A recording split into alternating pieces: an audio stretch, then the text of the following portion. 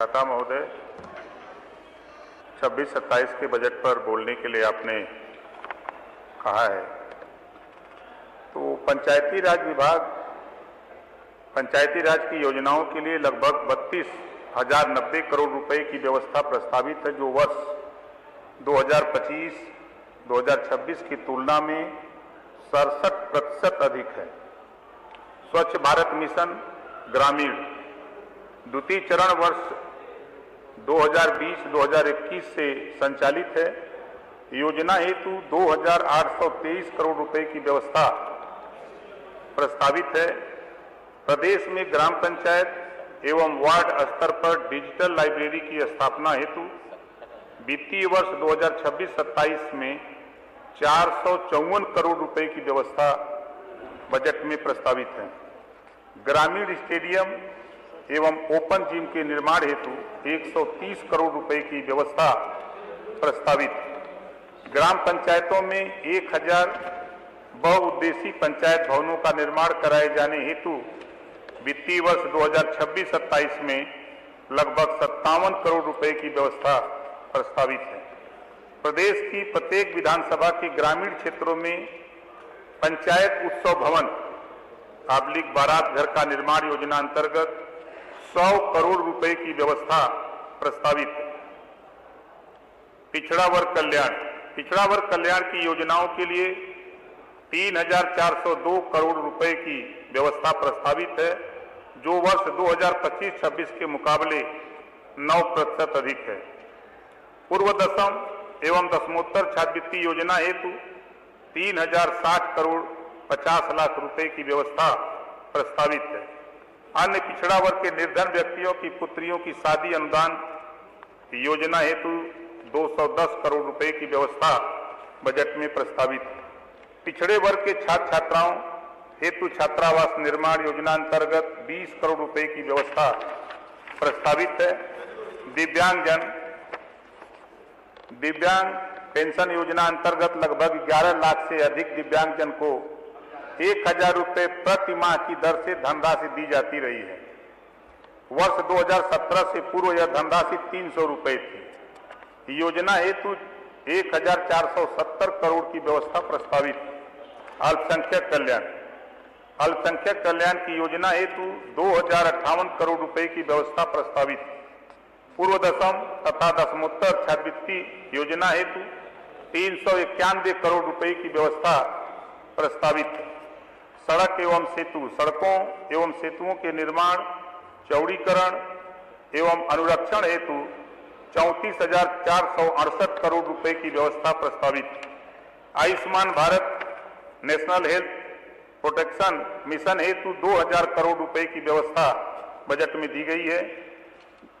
किसान हमारी सरकार के अब तक के कार्यकाल में 3,04,321 करोड़ रुपए से अधिक के रिकॉर्ड गन्ना मूल्य का भुगतान कराया गया है। यह भुगतान इसके पूर्व के 22 वर्षों के सम्मिलित गन्ना मूल्य भुगतान 2,13,519 करोड़ रुपए से भी 90,804 करोड़ रुपए अधिक है। एक जनपद एक व्यंजन जो एक नई योजना है, तो पूरे उत्तर प्रदेश के 75 जिले में लागू होगी। इसके लिए 75 करोड़ रुपए की व्यवस्था है। आज ये कहा जा रहा है कि बजट में ये नहीं है, वो नहीं है, तमाम तरह की भाषा विपक्ष के तरफ से। तो मैं फिर कह रहा हूं कि स्वाभाविक है कि विरोध करना। चुनाव में विपक्ष जाएगा जनता के बीच में, यदि वो कहेगा कि भाई सरकार बहुत बढ़िया काम कर रही है, तो फिर वोट कौन देगा? सवाल तो इस बात का भी है। इस नाते विपक्ष की भूमिका जो होती है वो स्वाभाविक है विरोध करना। जो बजट पेश है ये प्रदेश के सर्वांगीण विकास के लिए, और हम तो कह रहे हैं कि दलीय चश्मा उतार करके अगर लोग देखें तो चाहे सड़क को देख लें, गोरखपुर लिंक एक्सप्रेसवे पर जाते भी होंगे, पूर्वांचल एक्सप्रेस से भी जाते होंगे। इधर जो सपा गवर्नमेंट में बनी है आगरा एक्सप्रेसवे, गंगा एक्सप्रेसवे काम चालू है। तो एक्सप्रेसवे जो बन रहे हैं उसकी रफ्तार सभी, चाहे पक्ष के हों चाहे विपक्ष के हों, सभी की गाड़ियों की रफ्तार तेज हो गई। और मजे की बात कि हम सभी लोग, हमारे परिवहन मंत्री जी कैमरा लगाए हैं, जब कैमरे के नजदीक हम लोग होते हैं तो स्पीड कम कर लेते हैं और फिर पार करके स्पीड बढ़ा लेते हैं। ये दोनों लोगों के लिए लागू है। कल तक स्पीड हमारी क्या थी, हम अगर बलिया से चलते थे तो 8 घंटे में आते थे, लेकिन आज हम 4 घंटे में लखनऊ आ जाते हैं।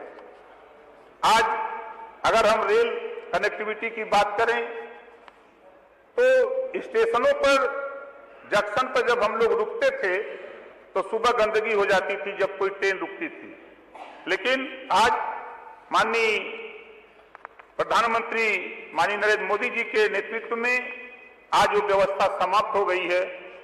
हम लोग जब 10 साल पहले स्टेशनों पर जाते थे ट्रेन पकड़ने के लिए तो चूहे कूदते थे, बड़े बड़े चूहे दिखाई देते थे, लेकिन आज इस सरकार में वो चूहे भी बेचारे नदारत हो गए, पता नहीं कहां चले गए। तो जो चश्मा देखने का, नजरिया देखने का है, उसमें अगर बदलाव ले आएंगे। आज सड़क से हम सभी लोग गुजरते हैं, बड़ी संख्या में बच्चियां स्कूल जा रही हैं। जो सपना सावित्रीबाई फूले ने देखा था, जो सोच, जो लड़ाई लड़ी थी, आज उस सपने को साकार प्रदेश सरकार आगे बढ़ा रही है। जो सोच महात्मा ज्योतिबा फूले, छत्रपति साहू जी महाराज, चाहे गौतम बुद्ध जी ने जो सोच रखा था, उस सोच को आगे बढ़ाने का काम वर्तमान सरकार कर रही है। जो बजट है ये पूरे प्रदेश के 25 करोड़ आबादी को ध्यान में रखकर 25 करोड़ आबादी के विकास के लिए शिक्षा, स्वास्थ्य, रोजगार को ध्यान में रख करके किसानों को, छात्रों को, नौजवानों को, सबको ध्यान में रख करके बजट प्रस्तुत है। इस बजट के लिए मैं वित्त मंत्री जी को धन्यवाद देता हूं और मुख्यमंत्री जी का आभार व्यक्त करता हूं कि आपका जो ये बजट है, इस बजट से प्रदेश का सर्वांगीण विकास होगा। धन्यवाद। बहुत बहुत धन्यवाद। निर्मल इंडियन